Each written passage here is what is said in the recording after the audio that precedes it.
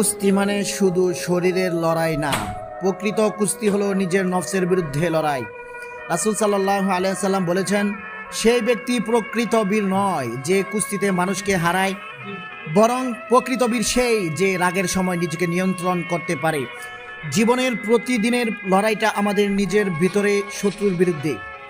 রাগ, অহংকার, হিংসা, গুনাহ এই সব কিছুর বিরুদ্ধে হতে হবে। একজন ভালো কুস্তিগির প্রতিপক্ষকে মাটিতে ফেলে, আর একজন ভালো মুসলিম নিজের খারাপ দিকগুলোতে মাটিতে পুঁতে ফেলে। তাই বাহু দিয়ে নয়, মন দিয়ে, ইমান দিয়ে নিজেকে তৈরি করো। আল্লাহ আমাদের সেই বিজয়ী বানান যে নিজেকে, নিজের নফসকে জয় করে সে জান্নাতের পথ সহজ করতে পারে। সকলে বলে আমিন। যদি তুমি ভিডিও থেকে কিছু শিখতে পারো অথবা যদি ভিডিওটি তোমার ভিতরে কোনো ভালো লেগে থাকে তাহলে অবশ্যই লাইক এবং সাবস্ক্রাইব করতে ভুলবে না। আসসালামু আলাইকুম রহমতুল্লাহ।